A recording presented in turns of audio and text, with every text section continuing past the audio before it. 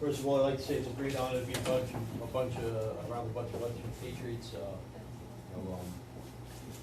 My organization, Protect Our Children, started off at Villa in Staten Island when the migrant crisis started happening. We realized this is an explosion. Something was to happen to one of our children. This place was put 12 feet away from the all-girls school, and Staten Island just came out strong every day.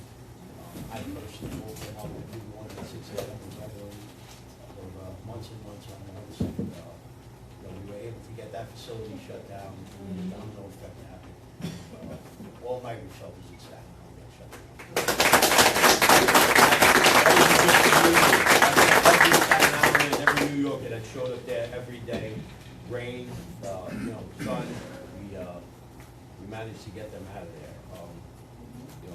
We changed gears soon right after that, and I started getting into missing children in New York, exposing pedophiles in New York. Just recently, about 2 weeks ago, we did a sting operation with one of the 21st precinct, where we were able to arrest a 43-year-old man who was sexting a 12-year-old girl. We were able to get him arrested. But the great problem that we're having in New York due to Kathy Hochul in 2017 and Governor Cuomo is this bail reform. So these guys are getting arrested, and within 24 hours they're released on their own recognizance, back out on the street to do whatever they want. No bail imposed on them. There was a teacher, 44-year-old Michael Shanley from Continental New York, who sexted an 11-year-old student thousands of times within 7 days, and he was released on his own recognizance. So I immediately called up D.A. McMahon's office because I was going out there to protest in front of 130 Stuyvesant. And I spoke to his press secretary, James, and he said this has to do with bail reform. So POC and our organization started a petition about 3 months ago.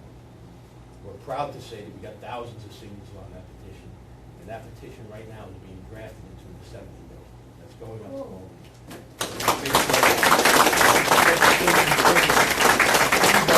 Anybody that endangers the welfare of our children in New York City and New York State gets a mandatory bail put on them, no matter what it is. Because we're here.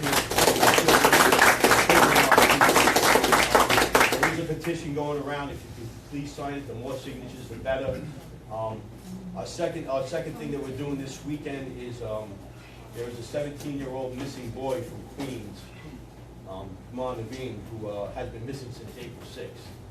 And there seems to be some foul play around this, and we've been working diligently with the detectives at the 103rd Precinct in Queens, and we're doing a search party on this Saturday, the 26th, Dunkin' Donuts at 16302 Cross Bay Boulevard, Howard Beach.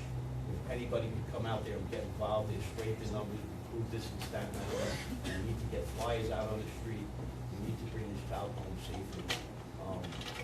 We sat down with his parents for about an hour and a half the other night, and his parents want their son home. They have pictures of him entering the bridge, but they also said that there's no film of him jumping on that bridge, so there was no jumper that night.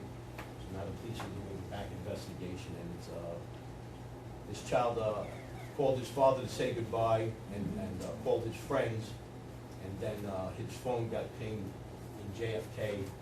An hour and 45 minutes after, in a restricted area of the construction site. So there's a lot of unanswered questions. We're hoping that we get transparency from the detectives. The family is in desperate need of people. We put this all over social media. And the third thing that I'd like to discuss are these lithium-ion battery sites that are going up in the 5 boroughs. Not Manhattan, but Brooklyn, Queens, Staten Island, and Bronx. Staten Island, we get 13 of them. One of the biggest ones is going on an 8-acre property. All of them are in residential areas next to each other, where they play. But this biggest one is going up in Travis on Victory Boulevard. It's on 8 acres. The borders are federal wetlands.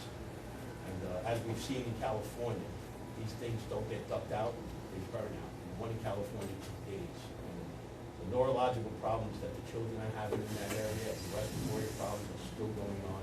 Chemical burns on their bodies.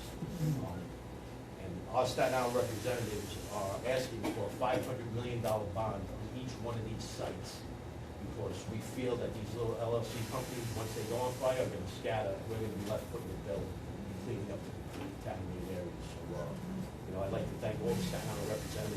together and really trying to put a stop on this.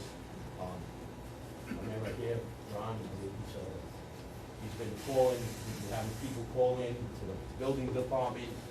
Their permits are outdated. Some of the work sites have been stalled right now, which is great. Hopefully we can get them, we're not saying, Staten Island's not saying no to these, we're just saying not in residential areas. There's plenty of industrial areas in Staten Island that need to put these things where they're far away from our children. And, I just wanted to thank you all for allowing me this time to address some issues that we're having. There is a site up, I believe, right, Ron, for our next moves. I'm sure he'll tell you what that site is. Please get in contact with Ron, get in contact with that site. Follow us on social media. If you don't follow us on social media, I'll be around and give you our business card. You can see all the great things we do. We went down to North Carolina 3 days after the hurricane hit. Brought down a truckload of medical supplies. 3 weeks later, we went down with another truckload of medical supplies for the children and formula for the kids. So we are about the children. We are about protecting the children. And this main piece of legislation that's going to be changed up in Albany is a nonpartisan issue. So I'm going to be going door to door in Albany, and I need 35 people, representatives, to get behind this in order for it to hit the Senate floor. And any representative that doesn't get behind it, I'm going to call them out on social media and make sure that New York knows not to vote for them because they don't give a crap about our children. So I'd like to thank you again for